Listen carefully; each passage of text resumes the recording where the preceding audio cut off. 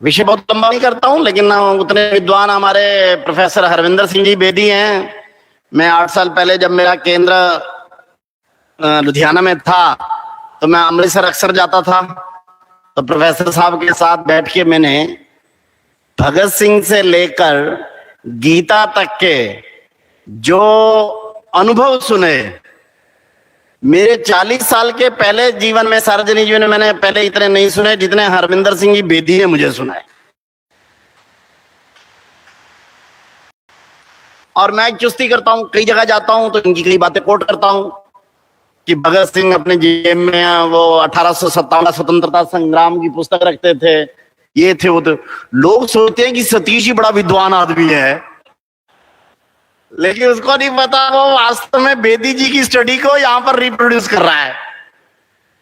तो ऐसे पद्मश्री हमारे बेदी जी, जो चांसलर भी हैं वहां धर्मशाला यूनिवर्सिटी में, और हमारे आग्रह पर आए। मेरा बड़ा सौभाग्य है कि यहाँ आज बैठे हैं डॉक्टर राजेंद्र सिंह जी, चेयरमैन हैं हमारे यहाँ पर सुखद बोध विश्व जन आयोग के। हाँ ऐसी ना श्री और रतन तिवारी जी प्रिंसिपल, श्री रामकिशन जी डीन एकेडमिक्स, बाबा सिंह जी और बलविंदर जी जो रजिस्ट्रार हैं यहाँ पर, और उतने ही सम्मानीय यहाँ बैठे हुए फैकल्टी और स्वदेशी जागरण मंच के अन्य अन्य दायित्व लिए हुए कार्यकर्ता और यहाँ पर बैठे प्रिय विद्यार्थियों। ये टाइम थोड़ा टफ होता है, एक तो वैलिडिक्टरी हो तो वैसी चार्म जरा कम होता है, इनॉग्रल होता है तो जरा होता है देखें क्या होने वाला है इसमें। अब 2 दिन से सुन लिया आप लोगों ने जो जो इसमें कुछ कहना था। मैं सोच रहा था कि ये कहां से शुरू करूं, G20 क्या है ये बताऊं, तो मैं कहा 2 दिन में इनको G20 नहीं पता, ऐसा तो नहीं हो सकता, तो कहां से शुरू करें। तो कुल मिलाकर मेरे को था भाई वैलिडिक्टरी है। और फिर दूसरी ऊपर बात थी, दोपहर के लंच के बाद है तो सुस्ती वैसे भी सबसे ज्यादा। तो स्टूडेंट सोच रहे होंगे अरे ये भाषण जरा कम करे, छोटा कर दे तो अच्छा ही है। और इधर मेरे को तिवारी जी कह रहे सतीश जी छोटा मत करना, आज खूब बोलना। मैं कहा मरवाएंगे मेरे को आज। स्टूडेंट कहेंगे कि यार बंद करो बस, हो गया, बहुत सुन लिया हमने 2 दिन में। और सर कह रहे हैं कि नहीं नहीं पूरा बोलिए। तो किसकी मानूं, आपकी या इनकी है? सर की है? देखते हैं या कोई बीच का रास्ता निकालेंगे। एनीवे, यहाँ के अपने प्रोफेसर आरपी तिवारी जी और उनकी टीम को मैं एक बात की बधाई देता हूं कि उन्होंने इतने एक अच्छे टॉपिक पर G20 and norm initiator, Bharat A norm initiator, इस बहुत समसामयिक बिल्कुल टाइमली इशू के ऊपर ऐसे 2 दिन का ये सेमिनार रखा है। And because you are of this central university, मुझे अंदाजा है कि आप लोगों को G20 का इस समय भारत की प्रेसिडेंसी का कैसा महत्व है। एक्चुअली ये G20 जरा एक नाम है, ऑलमोस्ट ये वर्ड है। ये जो G20 कंट्रीज हैं, G स्टैंड फॉर ग्रेट, ये यूरोप का एक्चुअली नाम गड़ा हुआ है। यूरोप की एक प्रॉब्लम है, उनका अहंकार इतना ज्यादा है, अपने आप को बड़ा यानी इकोनॉमी में बड़ा तो अपने आप को ग्रेट भी मानते हैं। इसलिए G7 जो पहली इनकी ग्रुपिंग थी, फिर जरा बाकी देश आ गए तो अब उनको बनाना पड़ा G20। एक्चुअली होना चाहिए बिग 20 कंट्रीज, लेकिन यूरोप अमेरिका ने इसके लिए शब्द घड़ा है ग्रेट 20। कहां है ग्रेटनेस भाई साहब आप लोगों की? यूक्रेन में जाकर देख लिया हमने। जो भी हो, G20 कंट्री के पास 85% जीडीपी ऑफ द वर्ल्ड है। 85% जीडीपी वर्ल्ड की। Rest of the 180 countries are one side with only 15%, and here are the only 20 economies which are claiming 85% of the GDP. और जितना भी वर्ल्ड ट्रेड है 200 countries का, 75% trade comes from this G20 countries. 75% trade, world trade, और 65% population. That actually 65% population is due to two countries. One is China, second is Bharat. Because 18% is क्या नाम population, world population में China है, 18% में हम हैं, 36% में तो हम दोनों हैं। जो भी हो, 65% पॉपुलेशन, 75% ट्रेड और 85% जीडीपी पर इन G20 का हिसाब है। इसलिए actually in practical terms G20 means total world. और संयोग देखिए, जिस समय पर भारत फिर से विश्व नेतृत्व की तैयारी कर रहा है, उसी समय पर G20 की प्रेसिडेंसी, G20 की प्रधानता, G20 की अध्यक्षता भारत के पास आई है। प्रकृति ने भी ठीक समय तय किया है।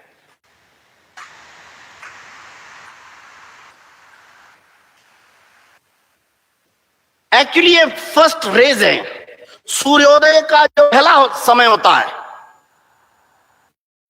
भारत का सूर्योदय, इसकी ये पहली चमक है जब G20 की प्रेसिडेंसी हमारे पास आई है। और हां, हम तैयार हैं।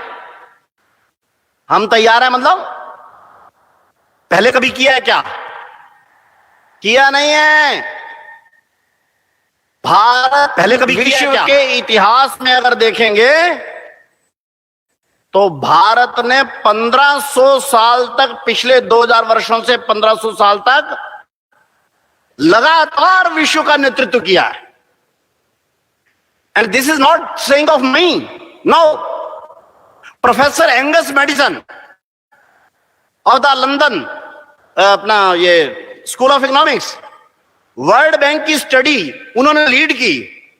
30 top economist of the world उस ग्रुप में थे। That study was produce in 2010। और वो स्टडी क्या कह रही है? क्योंकि प्रोफेसर एंगस मेडिसन और उनकी टीम ने वर्ल्ड बैंक के प्रोजेक्ट में ये स्टडी की थी, और उस स्टडी ने कहा 0 एडी से लेकर 1500 सन तक, 0 एडी से आगे तो गए नहीं, what ever was produce in the world, of that 33% was coming from the Bharat only. उस समय जीडीपी टर्म कॉइन नहीं हुई थी, जीडीपी शब्द उस समय चलता नहीं था, इसलिए उन्होंने जनरल प्रोडक्शन इसको कहा। आज की भाषा में उसको जीडीपी अगर कहें तो दुनिया की आबादी का 33% जीडीपी अकेले भारत से निकलता रहा है। कितने साल? 1500 साल तक। मैं इसलिए कह रहा हूं, आप सेंट्रल यूनिवर्सिटी के टीचर्स हो, सेंट्रल यूनिवर्सिटी के स्टूडेंट्स हो, रिसर्च स्कॉलर्स हो, जरा समझ लीजिए हमारे को आगे जाकर किस लाइंस पर अपने देश को, अपने कंट्री को लेकर जाना है। हमारे को सिंहावलोकन करना है। आप में से सिंहावलोकन करना यानी क्या होता है, किसी को मालूम है क्या? सिंहावलोकन यानी क्या करना होता है? सिंह कहते हैं शेर को। सिंह की आदत क्या होती है? शेर जब आगे छलांग मारने लगता है ना, उससे पहले एक बार पीछे मुड़कर देखता है।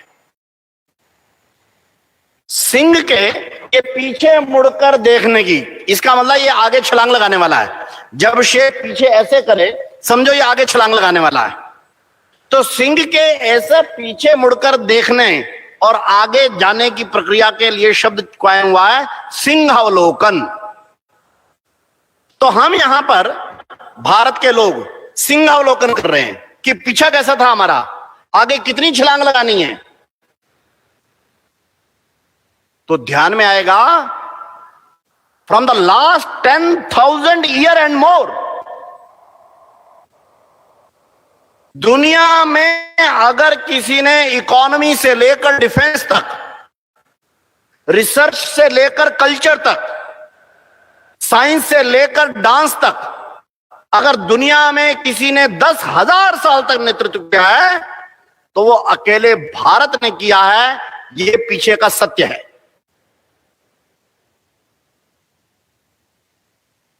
Of course, after 7th and 8th centuries, when the invaders starting looting India, problem हो गई। मुगल आए, पठान आए, उसके बाद डच आए, पुर्तगीज आए, अंत में अंग्रेज आए। दुनिया की सबसे उत्तम, सबसे उन्नत अर्थव्यवस्था 1000 साल तक संघर्ष करती रही। दुनिया का एक छोटा देश इजराइल, उसने भी 850 साल तक संघर्ष किया। भारत ने मोर देन 1000 ईयर संघर्ष किया। इस 1000 साल के संघर्ष के कारण से भारत के इकोनॉमिक सिस्टम, भारत का एजुकेशन सिस्टम, भारत के एजुकेशन सिस्टम सब जो है वीक हो गए। कितना धनाढ्य, कितने प्रॉस्परस, कितना पैसा भारत में था, तो उत्साह पटनायक की एक दूसरी रिपोर्ट बताती है। उत्साह Patnaik the top economist, now working from the last 25 year in California university. She is a great economist of the world. उत्साह पटनायक ने अंग्रेजों के 1765 से लेकर 1920 तक की स्टडी प्रस्तुत की है, लगभग 250 सालों की। ये स्टडी बता रही है, उत्साह पटनायक की स्टडी, ये वाइडली डिबेट हुई है सारे विश्व में। यूनाइटेड नेशन ने उत्साह पटनायक की रिपोर्ट को स्वीकृत किया है। उसके आधार पर शशि थरूर, जो हमारे सांसद है तिरुवनंतपुरम से, उन्होंने अंग्रेजों से $1 केवल मांग की है। What that report says? That report says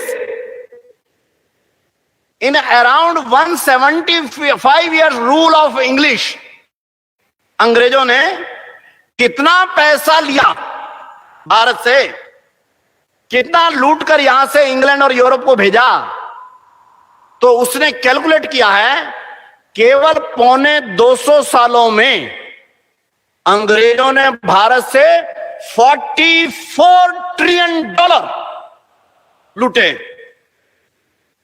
let me repeat again, $44.6 trillion. हो सकता है आप में से कई इकोनॉमिक्स के स्टूडेंट नहीं होंगे, इसलिए वो समझते नहीं होंगे 45.6 ट्रिलियन कितना होता है। तो अमेरिका, जो इस समय पर दुनिया की सबसे बड़ी इकोनॉमी है, उसकी इकोनॉमी का साइज है $23.6 ट्रिलियन। अमेरिका की टोटल जीडीपी 23.6 अराउंड 24 ट्रिलियन है। यानी 2 अमेरिका तो केवल अंग्रेज भारत से ले गए इतना पैसा। This was the size of our economy. मैं इसलिए बता रहा हूं कि रिसर्च स्कॉलर यहां बैठे हैं, आप लोग जरा ध्यान कर लीजिए। हम ये ऐसे कोई भिखारी, कोई ऐसे गरीब गुरबे, 16% इस समय पर हमारी बीपीएल है, बिलो पॉवर्टी लाइन, हम इस देश के वो नहीं है। नो, हम दुनिया की सबसे समृद्ध अर्थव्यवस्था के वंशज हैं। जरा ध्यान करना, जिन्होंने लूटा वो भी सामने है।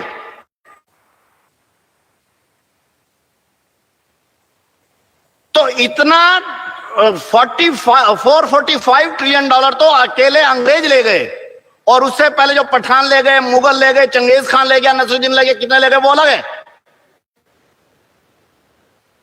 इसलिए भारत को अगर दोबारा से आगे जाना है, मैं अभी दिल्ली यूनिवर्सिटी के एक सेमिनार में था, वहां पर क्या बात है, क्या we are now the 5th largest economy of the world. मैं कहा with how much? Only $3.5 trillion. तो वक्ता बड़े जोर से बोल रहे थे। मैंने कहा वक्ता महोदय, हम प्रोग्रेस कर रहे हैं, इतना बताइए। अभी कोई गर्व का पॉइंट आ गया ऐसा कुछ नहीं है। We are only with $3.5 trillion. And here I have a study which says $45 trillion were looted from me by Britishers only. तो इसलिए हमारे को कितना बड़ा बनना है, इसका ध्यान करिए। आज भी कितना हिसाब किताब है भाई। मैं 3 महीने पहले केरल गया था। केरल में हमारा कार्यालय निकल के जाते, वहां तिरुवनंतपुरम का मंदिर है। तिरुवनंतपुरम जहां विष्णु महाराज लेटे हैं, लक्ष्मी जी पांव के पास बैठे हैं, वो तिरुवनंतपुरम का मंदिर। उस मंदिर के नीचे 7 तहखाने हैं। सुप्रीम कोर्ट के एक ऑर्डर से 5 तहखाने खोले गए, 5 खोले गए। जो 2 सबसे बड़े हैं वो तो खोले नहीं जा सके। उन 5 तहखानों में जो सोना चांदी हीरे निकले वो हैं 1.75 पौने 2 लाख करोड़ रुपए के, एक मंदिर में। आज भी पाकिस्तान का हाल क्या है? IMF से उसको $3 बिलियन लेना है। $3 बिलियन यानी 20,000 करोड़ रुपया। उसके लिए चपड़ासी से लेकर वहां के प्रधानमंत्री तक, शरीफ है कि बदमाश है जो भी हैं, नतमस्तक हुए पड़े उस IMF की टीम के आगे। 1.5 महीना हो गया है, वो इनको 20,000 करोड़ रुपया नहीं दे रहे। और आ जाओ हमारी शरण में, हमारे तो एक मंदिर में ही 1,75,000 करोड़ रुपया पे दे देंगे, तुम्हारे को दे देंगे यार, छोटे मोटे क्या करते हो। एक मंदिर में। मैं अमृतसर में था, हमारा कार्यालय से मैं पैदल सैर करने निकला, स्वर्ण मंदिर। मैं देख के हैरान, जिसको 1000 वर्ष तक विदेशियों ने लूटा, ऐसा गरीब गुरबे देश का मंदिर देखो कैसा शान से है। घूम आइए यूरोप, घूम आइए अमेरिका से लेकर ऑस्ट्रेलिया तक, रशिया से लेकर चीन तक, आपको एक भी ऐसा मंदिर मिल जाए जैसा हमारा स्वर्ण मंदिर है तो बता दीजिएगा। इतना हमारे पास सोना चांदी तो आज भी है। स्वर्ण मंदिर के बगल में दुर्गाना मंदिर, वो भी सोने से मड़ा पड़ा है। I am not talking about the 10,000-year-old. No. I am talking of today. इसलिए हमारे को कैसी बड़ी छलांग लगानी। हम सिंहस्य पुत्रा, हम तो सिंह के पुत्र हैं भाई। ये बकरी के मेमनों की और छोटी बातें करना, $3 ट्रिलियन पे, $4 ट्रिलियन, $5 ट्रिलियन पे बड़ा संतोष करना, नो। तो इसकी जब तैयारी करते हैं तो वर्तमान स्वरूप एक थोड़ा काला चेहरा भी दिखता है हमारे को, dark side of our country भी दिखती है हमारे को। क्या है? As of now, even after 75 years of independence, we have 16% BPL, below poverty line. आप में से कोई नहीं है, ये मुझे पक्का विश्वास है। BPL वाला लड़का लड़की यहां पहुंचता ही नहीं है इस बड़ी यूनिवर्सिटी में। इसलिए BPL का एक्चुअल मतलब क्या होता है ये बोल सकते हो, आप समझ नहीं सकते हो। मैं समझता हूं क्योंकि मैं ऐसे लोगों में रहता हूं। मैं कलकत्ता कार्यालय पर सोया था। मेरे उस कार्यालय में रात को AC नहीं है, थोड़ा वो कमरा कई दिनों बाद खुला था, पंखा था, लेकिन मच्छर होने के कारण से मेरे को रात को नींद नहीं आई। सवेरे 5 बजे हम उठते हैं, तो उठ के मैं गया सैर करने के लिए, शाखा तो मेरी बाद में थी। वहां देखा पटरी के ऊपर बहुत बड़ी मात्रा में लंबी लाइनें, रात को सोए थे। मैंने मोबाइल निकाला, मैंने उनको फोटो ली। फोटो लेके बाद में मैं कार्यालय पर आया, विश्लेषण किया, गहरी नींद सोए थे वो लोग। मैंने कहा मेरे को रात को कमरे में, कमरा अच्छा था, साफ सुथरा था, केवल AC नहीं था, कई दिनों बाद खुला था, इसलिए पंखे की थोड़ी गर्मी थी, मच्छर के कारण मेरे को रात को नींद नहीं आई। और ये पटड़ी के सहारे सोते हैं, किनारे सोते हैं, साथ में नाला भी बहता है, साथ में वाहन भी निकलते हैं, इनको नींद आती है। मैंने वहां अपने प्रचारक से पूछा, कलकत्ता में कितने लोग हैं ऐसे? उनका एग्जैक्ट सर्वे तो नहीं कराया, लेकिन हमारी एक बार वो बैठक में बातचीत हुई थी, कम से कम 3 लाख लोग ऐसे हैं जो कलकत्ता शहर की पटड़ियों पर ही सोते हैं। मैंने कहा कि सर्दी हो जाए तो कुछ नहीं, कोई छोटा मोटा कंबल, कोई गुदड़ी, कोई डाल के बस अपने आप को इकट्ठा करके सो जाते हैं। बारिश आ जाए तो कुछ नहीं, किसी रेड़ी के नीचे, किसी शटर के नीचे, कहीं कोई घना पेड़ उसके नीचे खिसक जाते हैं दाएं बाएं, बस।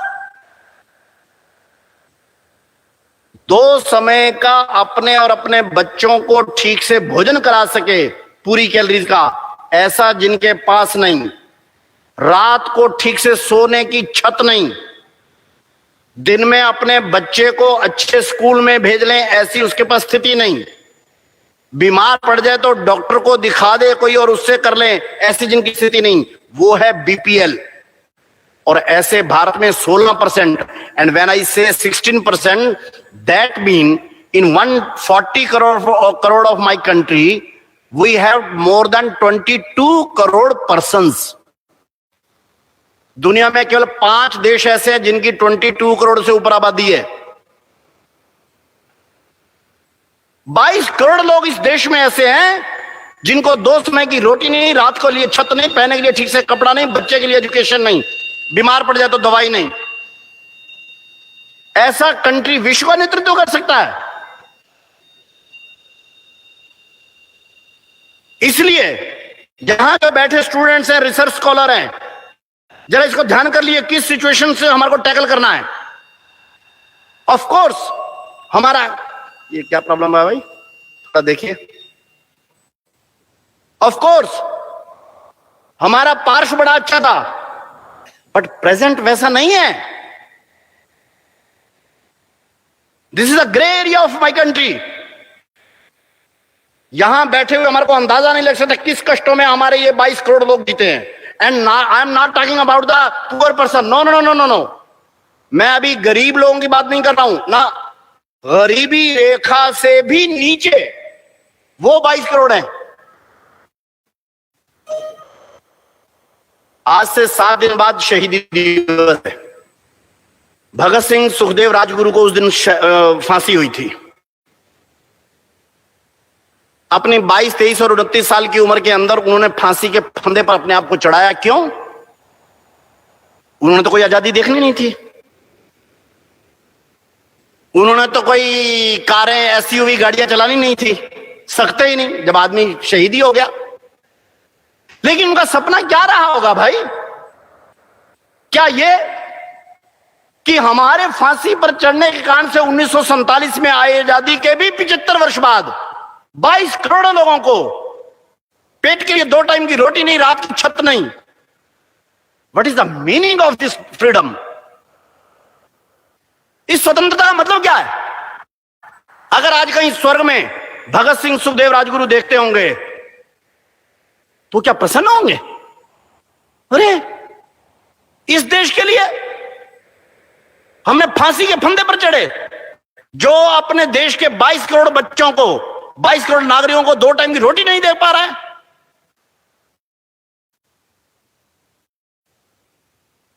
इसलिए हमारे को जरा प्रत्यक्ष चीजों को टैकल करने के लिए जरा सिचुएशन को एक बार जरा देख लेना होगा कि ठीक है कि we are growing at a 7.5% of the GDP, it is okay. But ये भी है, भारत इस समय पर सबसे बड़ी अनएम्प्लॉयमेंट की रेट से भी निकल रहा है। इन G20 कंट्रीज में भारत में अनएम्प्लॉयमेंट रेट, बेरोजगारी दर 8.2% के साथ सर्वाधिक है। यह भी सच है।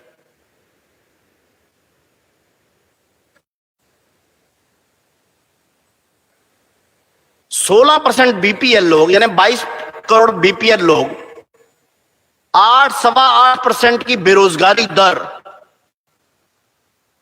और पर कैपिटा जीडीपी, मेरा ख्याल है एग्जैक्ट आंकड़ा नहीं है मेरे पास, लेकिन राउंड ये $2000 के आसपास होना चाहिए। Very low income group countries की भी 2000, बांग्लादेश की 2000 से ज्यादा है। आई थिंक 2800 के आसपास होगी उनकी। यानी बीपीएल को छोड़ भी दे, बाकी भी हमारा आम व्यक्ति, उसकी जेब में कोई अच्छा पैसा आ गया है क्या? नो। भारत कोई समृद्धि की राह पर आ गया है क्या? नो। अमेरिका की आबादी है 34 crore and they are $24 trillion economy, and I am with 140 crore person, I am only $3.5 trillion economy. What is the match? इस सिचुएशन को टैकल करना है हमारे को। रेस्ट एश्योर्ड, विश्वस्त रहिए। अब भारत अपने माइंड को डीकोलोनाइज कर चुका है। We are on the road of growth. कैसा है? जिस इंग्लैंड ने,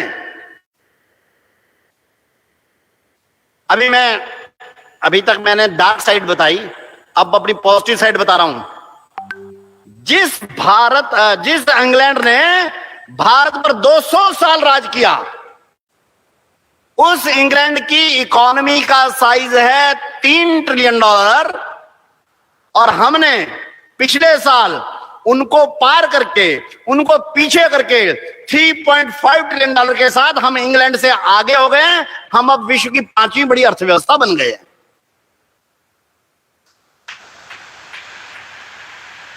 hair I complain to you. मैं आपकी इतनी बढ़िया बात बताई, आपने ताली भी ढंग से की नहीं बजाई भाई।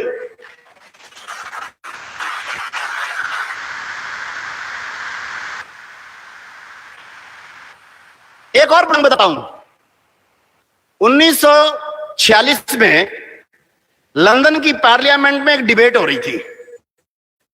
डिबेट बड़ी गर्म टॉपिक पर थी। टॉपिक क्या था? Whether we should give freedom to India और नॉट। इंग्लैंड के जो प्रधानमंत्री थे विंस्टन चर्चिल, वो दूसरे विश्व युद्ध के कारण से उनकी इमेज तो बहुत बढ़ गई थी, बट वो भारत विरोधी थे, यानी भारत की स्वतंत्रता के विरोधी थे। 1946 की शायद मार्च ही महीना था। उस डिबेट में उन्होंने क्या कहा? विंस्टन चर्चिल लंदन की पार्लियामेंट में, इंग्लैंड की पार्लियामेंट में 2 दिन की चर्चा को कंक्लूड करते हुए बोलते हैं, we can not give freedom to India. Why? Because Indian लोग जो है ना, ये बहुत एजुकेटेड नहीं है, ये they don't know how to run their economy. उनके जो पॉलिटिकल लोग हैं वो बहुत छोटे कद के हैं, वो अपने देश को संभाल नहीं सकेंगे। वो बोने कद के लोग हैं, अपने देश को संभाल नहीं सकेंगे, इसलिए हमारे को उनको फ्रीडम नहीं देनी चाहिए। चर्चिल की इस भाषण का इंग्लैंड में भी कुछ मात्रा में विरोध हुआ, भारत में तो पूरा विरोध हुआ। इंग्लैंड के प्रधानमंत्री के उस भाषण को कि इंडियन लोग इतने वो हैं, ना इनको इकोनॉमी चलानी आती है, ना इनके पॉलिटिकल लीडर्स इतने अप टू द मार्क हैं कि वो अपना देश चला सके, ना बाकी कुछ कर सकें, ये इसलिए इनको आजादी नहीं दिया जा सकती, इसको किसी ने माना नहीं। लेकिन अभी 6 महीने पहले, 6 महीने नहीं 4 महीने पहले इंग्लैंड ने मान लिया कि ये इंग्लैंड के 8 करोड़ लोग, उनके नेता, ये अपना देश नहीं चला सकते, अपनी इकोनॉमी नहीं चला सकते, इसलिए इंग्लैंड को अपने प्रधानमंत्री के लिए एक भारतवंशी ऋषि सुनक को अपना प्रधानमंत्री बनाना पड़ा।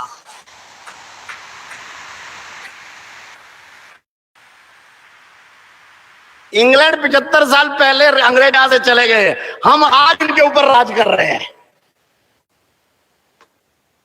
और अगर सब कुछ ठीक ठाक चाहा, सब कुछ ठीक ठाक रहा, 2024 के अमेरिका के इलेक्शन में भी एक भारतवंशी अमेरिका का प्रधानमंत्री बनने जा रहा है।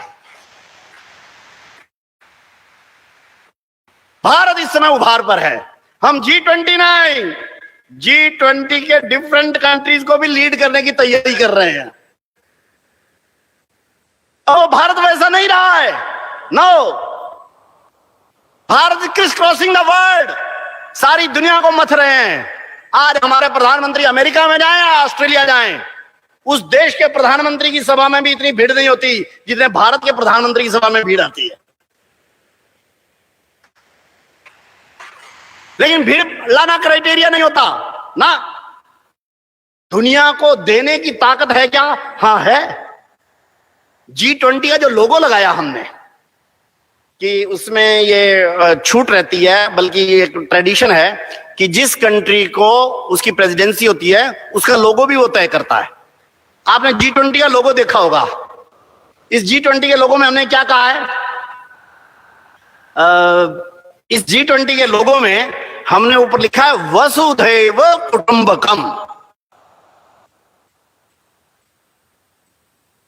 ये है हमारे पास देने को। ये वसुधा एक परिवार है। ये थॉट, ये विचार दुनिया के 205 देशों में 204 के पास नहीं है, एक देश के पास है। उस देश का नाम है भारत। हमने उस लोगों में क्या लिखा? हमने उस लोगों में लिखा है one earth, one family, one future. अगर उन 204 देशों में से खासकर यूरोप, अमेरिका और रूस के पास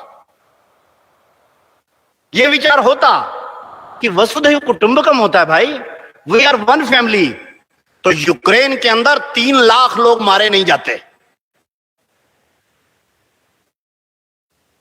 भारत कहता है विश्व एक परिवार है, पश्चिम और यूरोप कहता है विश्व एक बाजार है, इसलिए बाजार को लूटने की होड़ है। परिवार कहता है एक दूसरे को दो। घर में होता है, मां जब रोटी होती है कहती है अधिक से अधिक बेटे को खिला दो, बेटी को खिला दो। बेटी कहती है नहीं नहीं नहीं, नहीं तुम्हारे लिए भी चाहिए, पापा भी आने वाले हैं, उनके लिए भी तो रखो। आइसक्रीम आई, इतनी आई तो लगा कि इसके वो हो जाए, तो बच्चे क्या सोचते हैं, ये रख लो, पापा आने वाले, उनके लिए भी तो रखनी है। ये होता है परिवार भाव। बाजार में जब जाते हैं तो कितनी दे रहा है उससे अधिक कैसे ले लें, और देने वाला कितने पैसे इधर से ले ले, जितनी कम आइसक्रीम दे उतने में होता है। बाजार का जो विचार है वो एक दूसरे को लूटने वाला है। परिवार का जो विचार है एक दूसरे को सुख देने वाला है। यूक्रेन का कॉन्फ्लिक्ट क्या है? रिसोर्सेज पर, जमीन पर मेरा कब्जा होना चाहिए, इस विचार से यूक्रेन का कॉन्फ्लिक्ट है। इसमें 2 लाख से अधिक यूक्रेन के नागरिक मारे गए हैं, 1 लाख से अधिक रशिया के नागरिक मारे गए, आर्मी सहित, और अभी जारी है। यूरोप हो, पश्चिम हो, विश्व को सुखी, शांति, स्थिरता नहीं दे सकते। It has been declared by themselves. और भारत कह रहा है वसुधैव कुटुंबकम। अभी जापान की प्रोफेसर कोइमा होशो हमारे स्वावलंबी भारत अभियान के दिल्ली के कार्यक्रम में आई हुई थी। वो कहे I am Buddhist, Japan is more than 50% Buddhist. हमने जापान पर कब्जा किया हुआ है, लेकिन हथियारों से नहीं, अपने ड्रोन से नहीं, अपनी मिसाइलों से नहीं, नो, बुद्ध के शांति के विचार से। बुद्ध तो भारत के ना भाई। हमने शांति का विचार, सुख का विचार, स्थिरता का विचार ये देकर जापान को अपना मित्र बना लिया, अपने कब्जे में कर लिया। दुनिया भर में हमने ये विचार भेजा। यही वसुधैव कुटुंबकम है। लेकिन दुनिया में इस विचार को प्रस्थापित करने के लिए भारत को स्वयं को जैसा मजबूत होना चाहिए, वैसी अभी हमारी स्थिति नहीं है। वो कैसे कर सकते हैं, थोड़ी देर उस पर चर्चा कर लें। भारत में इस समय पर सबसे बड़ी प्रॉब्लम क्या है? बेरोजगारी की। As of now 3.8 crore our youngsters are unemployed, registered unemployed. 3.8 crore active job seeker है इस समय पर भारत में। हमारी टोटल लेबर फोर्स है 52 करोड़ के आसपास। That mean around 7.5% is the active job seekers. और हमारी पॉपुलेशन का साइज बता रहा है every month, I am not talking about the every year, no, every month 9 lakh youth crossing 18 is coming to the job market. 9 lakh youth every month. और problem आपकी क्या है? इतनी बड़ी यूनिवर्सिटी में आप लोग पढ़ रहे हैं, मैं भी पीएचडी कर रहे होंगे, एमफिल कर रहे होंगे, but everybody of you, because I know, I roam to the all over India, I know every boy and girl coming to the college and university campus is a job seeker. This is the problem area. Everybody, whether you are doing a BTech degree or you are doing MTech, you are MSc, whatever you are doing. Even I went to the IIM Ahmedabad, they are also job seeking. The person who are expected to control a 10,000 crore rupee business is also a job seeker. Every boy and girl going to the college and university, I am repeating, is a job seeker. And this is the most problem area of the Bharat. And this problem we have inherited from the Britishers. अंग्रेजों को अपना यहां पर शासन चलाने के लिए, job देने के लिए, इंग्लिश पढ़े लिखे छोटे मोटे गिटपिट करने वाले लोगों को नौकर बनाना था। इसलिए ना कर उन्होंने निश्चित सैलरी के ऊपर नौकरी दी, बल्कि उनको प्रतिष्ठित किया। आज everybody is a job seeker. इतना कि एम्प्लॉयमेंट का मतलब ही जॉब समझते हैं। मैं नीति आयोग में गया, लंबी बहस हुई मेरी, मैंने कहा कि प्रॉब्लम ही है, आपके पैरामीटर ही गलत है। कहले what you are saying sir? मैंने कहा आप जॉब्स को कैलकुलेट करते हैं, मैं एम्प्लॉयमेंट की बात करता हूं। तो senior bureaucrat of the Indian government is saying what is the difference between job and employment. मैंने कहा इस देश का बेड़ा गर्क हो गया। नीति आयोग का senior bureaucrat is asking from me that what is the difference between job and employment. मैंने कहा समझ लीजिए, जॉब्स इस देश में 8% से ज्यादा नहीं है, including private sector. Organise sector का टोटल डाटा बता रहा है। I have studied all the data in the स्वदेशी government, we have studied all the data. We have only 8% jobs in the organized sector. And here, everybody is seeking job. Rest of the 92% उनको क्या कहना है? वो यही कहते हैं हम बेरोजगार हैं। क्योंकि हमने रोजगार की परिभाषा केवल नौकरी को मान लिया, और वो भी प्रेफरेबली गवर्नमेंट जॉब, नहीं तो किसी कंपनी की जॉब। एक बात बताओ, जब भारत 33% दुनिया का जीडीपी निकालता था, क्या जॉब्स के सहारे निकाल सकता है कोई देश? नो। जब हम $45 ट्रिलियन की लूट बताते हैं, इतनी संपत्ति कहां से कौन लाता है? कोई जॉब वाला लाता है? आप सब यहां टीचर्स फैकल्टी बैठे हो, आपको हो सकती है इतनी संपत्ति? Never. Only the industrialist, only the businessman create के वेल्थ। भारत हमेशा से उद्यमी का देश रहा है, country of entrepreneurs we were for the last 10,000 year and मोर।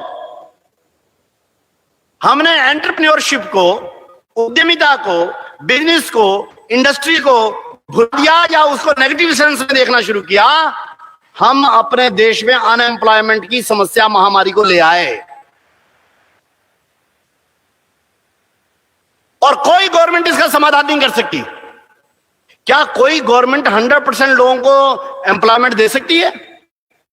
इस समय पर नरेंद्र मोदी की सरकार है, बीजेपी की सरकार है। पिछले 75 ईयर्स में लोग कहते हैं कि सबसे एफिशिएंट सरकार है। But can the Narendra Modi government can give to the 9 lakh youth every month jobs? No. What is the way out? Only the way out is self-employment, entrepreneurship. उद्यमिता में जाना, एंटरप्रेन्योरशिप में। और लोगों को शायद वो है एंटरप्रेन्योरशिप के लिए कहां से लाएंगे पैसा? मेरी तो फैमिली में बैकग्राउंड नहीं है वैसी, मेरे पास पैसा नहीं है, मैं टेक्नोलॉजी नहीं जानता, मैं मार्केट लिंकेज नहीं जानता, ये कहने वाली बातें हैं, मैं तो केवल जॉब करूंगा, मैं तो कर ही नहीं सकता। नो, ऐसा नहीं है। फैक्ट्स क्या कह रहे हैं? या मैंने शायद और भी कई जगह बताया। कितनी देर तक बोलना, कितने बजे खत्म करना? 10 मिनट, ठीक। विश्व में, दुनिया में सबसे पहले $1 ट्रिलियन की कंपनी कौन सी बनी? स्टूडेंट्स में से बताओ कोई। $1 ट्रिलियन की कंपनी सबसे पहले कौन सी बनी? Any of the students, not your teacher, any of the students please tell. $1 trillion की कंपनी दुनिया में सबसे पहले कौन सी बनी? Any one from the student side? Professor साहब, पहले तो इनका जीके ही ठीक करना पड़ेगा।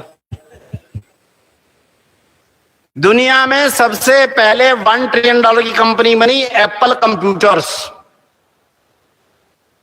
एप्पल, अभी तो 4 या 5 हो गई हैं, या 6 भी हो गई होंगी, लेकिन सबसे पहले अभी 5 साल 4 साल पहले एप्पल, उसकी सबसे पहले $1 ट्रिलियन की कंपनी बनी। और हु स्टार्टेड दिस कंपनी? चलो ये तो आता होगा सबको। एप्पल को किसने शुरुआत किया? बोलो भाई, हैं? Steve job. Okay, Steve job ने शुरू किया। लेकिन मैं पूछना चाहता हूं, स्टीव जॉब किस यूनिवर्सिटी का ग्रेजुएट और पोस्ट ग्रेजुएट था? सेंट्रल यूनिवर्सिटी बठिंडा का तो नहीं था, या था? क्यों विपिन सर, इस यूनिवर्सिटी में? हाँ, कहते हो भी सकता है, ग्रेट यूनिवर्सिटी।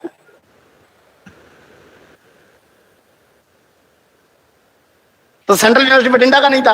कौन सी यूनिवर्सिटी? अमेरिका की यूनिवर्सिटी का नाम बताओ। आप नहीं बता सकते।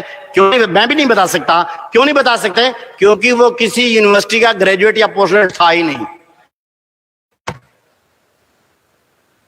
और क्यों नहीं था? इसलिए नहीं कि वो +2 पास नहीं कर सका था या उसके नंबर अच्छे नहीं थे। नो, उसके पिता ने 8 यूनिवर्सिटी को तलाश किया,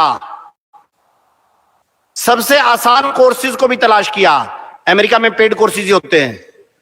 8 यूनिवर्सिटियों में मिनिमम फीस भी इतनी नहीं थी जो उसका किसान फादर जो है अफोर्ड कर पाता।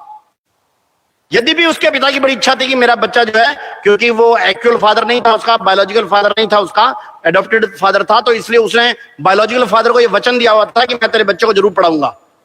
और अंत में उसने स्टीव जॉब को कहा, देख मैं वचनबद्ध हूं, मैं अपने, मेरे पास 1.5 एकड़ जमीन है, उसको बेच के ही तेरे को किसी यूनिवर्सिटी में दाखिल करा सकता हूं, अन्यथा मैं किसी यूनिवर्सिटी में दाखिल नहीं करा सकता। स्टीव जॉब ने कहा, मैं आपको मुक्त करता हूं फादर, मैं आपको आप मुक्त करता हूं अपने उससे, आप मेरी पढ़ाई की चिंता छोड़ दीजिए, मैं जो कुछ करूंगा अपने आप कर लूंगा। और एक गैराज में से उसने काम शुरू किया। एक किसान का लड़का जो किसी यूनिवर्सिटी में एडमिशन नहीं ले सका, जिसकी कोई टेक्निकल बैकग्राउंड नहीं, जिसकी कोई फाइनेंशियल बैकग्राउंड नहीं, उसने 52 साल की उम्र में उसकी मृत्यु हो गई। लेकिन 52 साल की मृत्यु से पहले non graduate, non technical, non traditional family का एक गरीब किसान का लड़का दुनिया को $1 ट्रिलियन की कंपनी दे गया।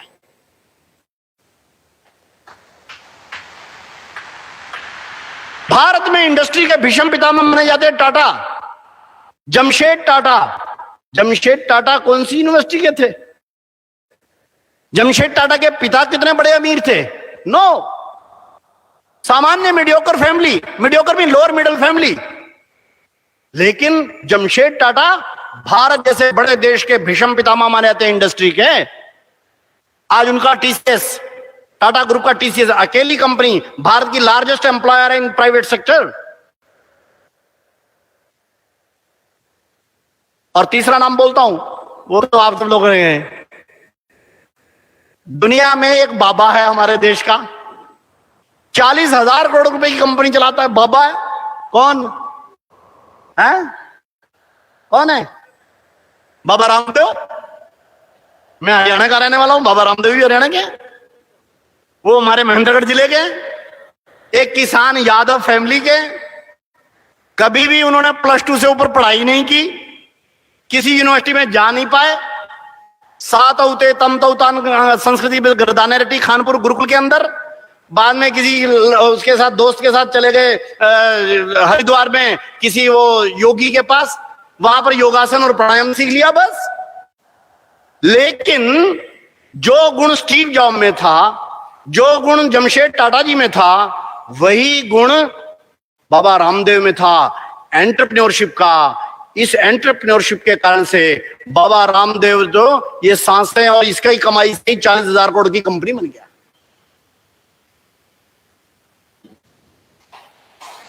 दिल्ली में कॉन्फ्रेंस थी, वहां कुछ इंटरनेशनल वो भी आए हुए थे।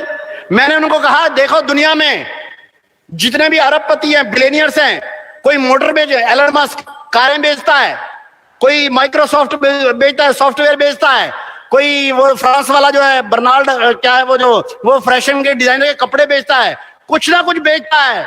मेरे देश का व्यक्ति तो सांसें बेच के ही 40,000 करोड़ की कंपनी बना लेता है। दुनिया में हमारे से बड़ा एंटरप्रेन्योर कोई नहीं। शरीर से जो बाहर सांस निकलती है ना, वो कार्बन डाइऑक्साइड गंदी सांस होती है। हमने इस गंदी सांस को बाहर निकाल के और योगासन के पोस्टर बना के 40,000 करोड़ कमा लिया भाई, $5 बिलियन बन गया।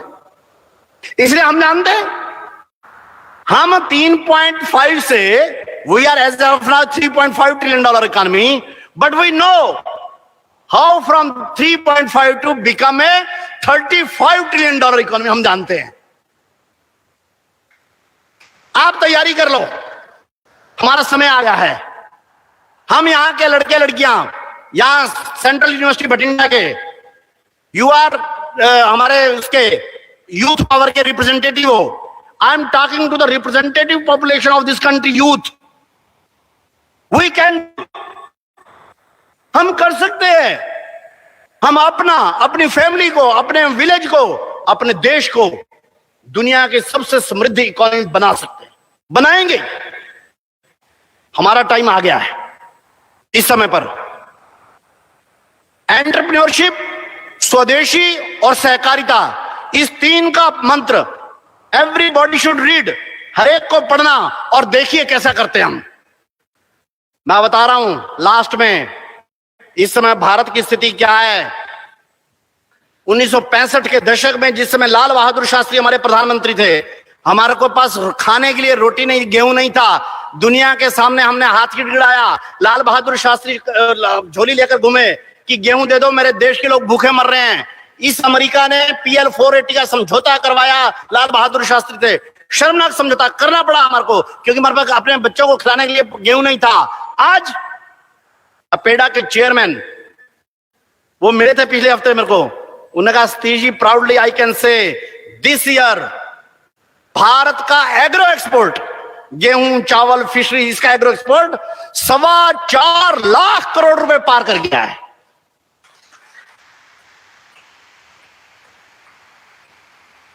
जिस अमेरिका ने PL 480 से हमारे को शर्मसार किया, उसकी हालत क्या है? यूक्रेन युद्ध के कारण से, Ukraine is the biggest supplier of the grain, गेहूं, तो प्रॉब्लम है वहां पर। इधर हमारे पास तो बहुत रहता है, लेकिन आगे फ्यूचर में दिक्कत ना हो। पीयूष गोयल जी जो हमारे कॉमर्स मिनिस्टर हैं, उन्होंने एक दिन स्टेटमेंट दे दिया, हम अपने देश से चावल और गेहूं का निर्यात बंद करने की सोच रहे हैं। केवल एक स्टेटमेंट दिया, बिकॉज हम चेक करना चाहते थे हमारे स्टॉक की पोजीशन क्या है। उस दिन रात को अमेरिका के राष्ट्रपति बाइडेन का फोन आ गया मोदी जी को, ओ भाई साहब ये मत करना, अगर तुमने गेहूं और चावल रोक दिया तो सारे मेरे और मेरे मित्र देश भूखे मर जाएंगे। आ जाओ, ये है इन अमेरिका और अंग्रेजों के हाल। इस समय हम बादशाह हैं भाई। हमने कोरोना आया, वैक्सीन निकाली, सबसे बढ़िया, सबसे सस्ती, दुनिया के 80 से अधिक देशों को हमने टाइम के अंदर वैक्सीन पहुंचा दी।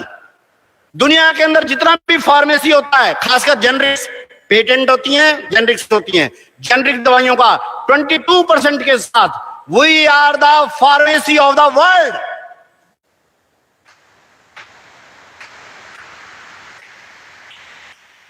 डेयरी के मामले में अमूल डेयरी तो प्रतीक है दुनिया में। इस समय पर we are the largest producer of the milk.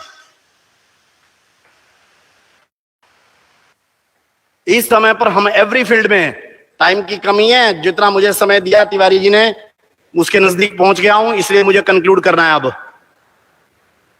संपूर्ण दुनिया में इस समय पर भारत, चाहे एग्रो हो, चाहे फिशरीज हो, चाहे मेडिसिन का मामला हो, चाहे डिफेंस एक्सपोर्ट का मामला शुरू हो गया है, और अब तो चिप्स के मामले में हो, भारत अब तैयारी कर रहा है। मैं जब लगभग 2 महीने पहले बेंगलोर गया, मोहनदास पाई से मेरी लंबी वार्ता थी। मोहनदास पाई से मैंने पूछा, can we be a $1 trillion of the digital economy? हम सॉफ्टवेयर और आईटी के एक्सपोर्ट जो कर रहे हैं, क्या $1 ट्रिलियन का भी हो सकता है? कोई रोड मैप है आपके पास? तो कहने लगे, वाई नॉट। मोहनदास पाई हमारे यहाँ का बड़ा नाम है बेंगलोर का, ये मणिपाल यूनिवर्सिटी के चेयरमैन, वो कहने लगे, सतीश जी क्या आप कह रहे हैं, we are already on the path. उनने कहा, आप अपने युवा लड़के लड़कियों पर विश्वास करिए, कम से कम बेंगलोर के लड़के लड़कियों पर विश्वास करिए। मैं कह, क्यों आप ऐसा कह रहे हैं? कहले, सऊदी अरेबिया जो वर्ल्ड का 2nd लार्जेस्ट ऑयल सप्लायर है, उसको उनको दिया उनके खुदा ने तो तेल के कुएं। उन्होंने अपने देश से पिछले वर्ष का सऊदी अरेबिया का तेल का एक्सपोर्ट है $180 बिलियन का, सॉरी $140 बिलियन का, $140 बिलियन का। और हमारे देश के लड़के लड़कियों ने आईटी और सॉफ्टवेयर का एक्सपोर्ट पिछले साल किया $180 बिलियन का। हमारे लड़के लड़कियों ने तो आईटी और सॉफ्टवेयर के कुएं यहां खोद लिए हैं, बेंगलोर से लेकर गुरुग्राम तक। हम अब तैयारी में, हम आईटी हो, फार्मेसी हो, एग्रो हो, मिल्क हो, डायरी हो, कुछ हो, भारत इस समय पर तैयारी में है। ये G20 की प्रेसिडेंसी ये केवल प्रतीक है, अदरवाइज भी in real sense also, real time also, we are now ready to lead. आप सब लोग भी तैयारी करो, ये सेंट्रल यूनिवर्सिटी है भाई, I am talking to you. CII की एक रिपोर्ट के साथ समाप्त करता हूं। चैंबर ऑफ इंडियन इंडस्ट्री की 5 महीने पहले रिपोर्ट आई है। What that report says? That report says Bharat है so much of demographic dividend, जनसंख्या का लाभांश इतना जबरदस्त है भारत के पास कि अगर भारत अपनी यूथ पावर को एम्प्लॉयमेंट में लूप में ले आए, India can be A $40 trillion economy. और हमारे पास है 37 करोड़ युवा हैं। विक्टर ह्यूगो, दुनिया का जो बड़ा दार्शनिक हुआ है, उसने कहा है, nothing can stop the idea whose time has come. जिस विचार का समय आ गया हो उसको कोई नहीं रोक सकता। भारत में एंटरप्रेन्योरशिप और स्वदेशी का समय आ गया है, और दुनिया में भारत का समय आ गया है। और इसलिए तैयारी करिए, एंटरप्रेन्योरशिप और स्वदेशी के राह पर चलिए।